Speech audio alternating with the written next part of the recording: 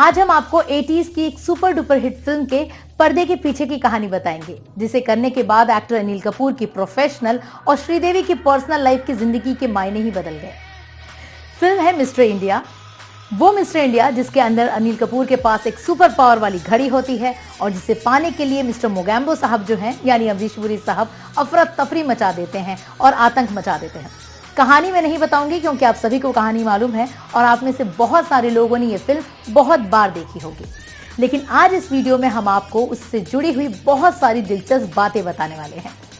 नमस्कार, मैं हूं रुचि राय और आप देख रहे हैं RR सिनेप्लेक्स। मोगैम्बो खुश हुआ। जो भी ये गैजेट अपनी कलाई पर बांधकर इसका बटन ऑन करेगा वो दिखाई नहीं देगा। क्या आप जानते हैं कि मिस्टर इंडिया में अनिल कपूर को मजबूरी में कास्ट किया गया था? जी हां, मजबूरी में। जिस फिल्म ने अनिल कपूर को एक नया आयाम दिया, जिसने उनके करियर में 4 चांद लगाया, उसी फिल्म में पहले वो नहीं थे। उनकी जगह कौन होने वाले थे? उनकी जगह होने वाले थे अमिताभ बच्चन साहब। जी हाँ, अमिताभ बच्चन को ध्यान में रख के इस फिल्म की कहानी लिखी गई थी। तो फिर कैसे अमिताभ बच्चन इस फिल्म से बाहर हुए और कैसे हुई अनिल कपूर की एंट्री, आइए बताते हैं। राइटर सलीम जावेद की जोड़ी ने फिल्म मिस्टर इंडिया की कहानी लिखते वक्त angry young man Amitabh Bachchan को ध्यान में रख के लिखा था। जब वो अमिताभ बच्चन को कहानी सुनाने लगे तब अमिताभ बच्चन ने ये कह के फिल्म को करने से इनकार कर दिया कि इस फिल्म में तो हीरो बहुत कम दिखता है और वो उन्हें पसंद नहीं। इसके बाद सलीम जावेद राजेश खन्ना के पास गए। राजेश खन्ना को कहानी पसंद भी आई और जैसे ही वो इस फिल्म को साइन करने वाले थे तभी बातों बातों में उन्हें पता चला कि फिल्म की कहानी तो भाई अमिताभ बच्चन को ध्यान में रख के लिखी गई थी।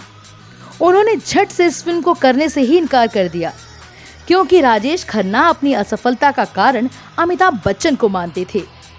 अमिताभ बच्चन की फिल्में हिट हो रही थीं, तो वहीं राजेश खन्ना की फिल्मों को अब लोग कम पसंद करते थे और यही वजह थी कि राजेश खन्ना हमेशा अमिताभ बच्चन को अपना कॉम्पिटिटर मानते थे। अब जिस फिल्म को अमिताभ बच्चन ने रिजेक्ट कर दिया, उस फिल्म को राजेश खन्ना को करना उनके लिए नागवार था।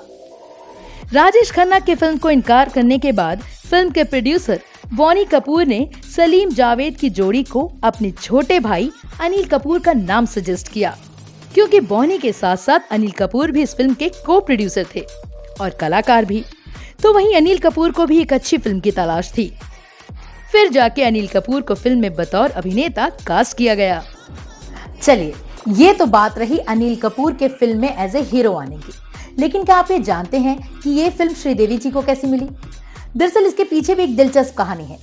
बॉनी कपूर श्रीदेवी के बहुत बड़े फैन थे और वो श्रीदेवी को पसंद करने लगे थे और वो इस फिल्म के प्रोड्यूसर भी थे। इसलिए बॉनी कपूर चाहते थे कि श्रीदेवी इस फिल्म की हीरोइन हो और कोई नहीं। इसके लिए उन्होंने बहुत सारी अपनी तरफ से तिगड़म विगड़म लगाई, लेकिन ये बात जो थी वो श्रीदेवी की माँ को मालूम थी और वो बॉनी कपूर को बिल्कुल नहीं पसंद करती थी। वो नहीं चाहती थी कि श्रीदेवी और बॉनी कपूर एक दूसरे के साथ टाइम स्पेंड करें।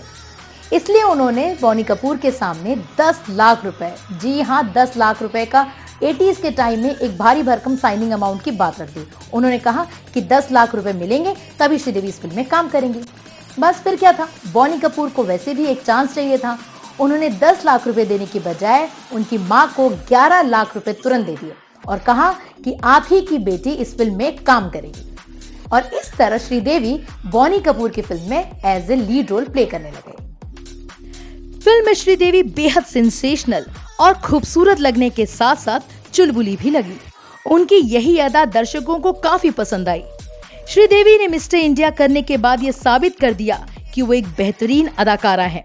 फिल्म के एक गाने में जिसमें उन्होंने नीले रंग की साड़ी पहनी है, उस गाने को लोगों ने खूब पसंद किया। इस गाने के पीछे भी 2 दिलचस्प कहानी है। एक तो जब इस गाने की शूटिंग हो रही थी उस वक्त श्रीदेवी को 102 बुखार था, लेकिन उन्होंने बिना कोई ब्रेक लिए अपनी शूटिंग पूरी की। और दूसरा नीली साड़ी की बात। जी हाँ, दरअसल फिल्म की टीम चाहती थी कि इस गाने में श्रीदेवी सभी हीरोइन से कहीं ज्यादा खूबसूरत लगे और इसलिए उन्होंने नीले रंग की साड़ी का इस्तेमाल किया और बारिश में सीन फिल्माने का फैसला लिया। और वाकई टीम अपने इस मकसद में कामयाब भी रही। आज भी इस गाने को देखकर लोगों के दिल मचल जाते हैं। बॉनी कपूर श्रीदेवी को इम्प्रेस करने का कोई भी मौका हाथ से नहीं जाने देते थे। पहले तो उन्होंने 10 की बजाय 11 लाख रुपए दे दिए। उसके बाद उनके लिए स्पेशल वैनिटी वैन की अरेंजमेंट की उस वक्त 80s के टाइम में बड़े बड़े स्टार्स को ही वैनिटी वैन मिला करती थी, लेकिन श्रीदेवी जी चाहती थी कि उन्हें वैनिटी वैन मिले। इसके लिए बॉनी कपूर ने उनकी डिमांड तुरंत मान ली। शूटिंग के दौरान ही श्रीदेवी की मां की तबीयत खराब हो गई और ट्रीटमेंट का सारा खर्चा बॉनी कपूर ने अपनी जेब से दिया।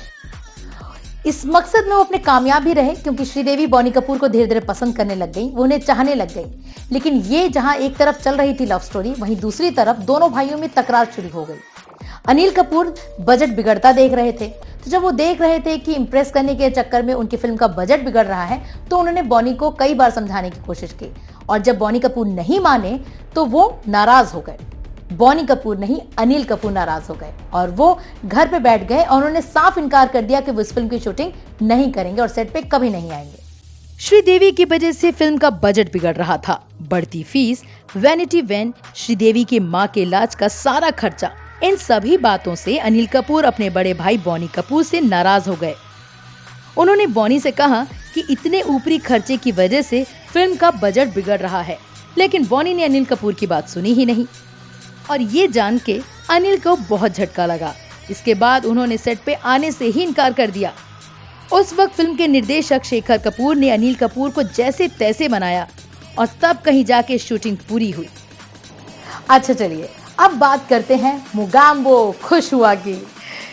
ऐसा विलन आज तक कभी पर्दे पे नहीं आया। इतना दमदार, इतना बुलंद ये विलन लोगों की नजरों में हिट हो गया।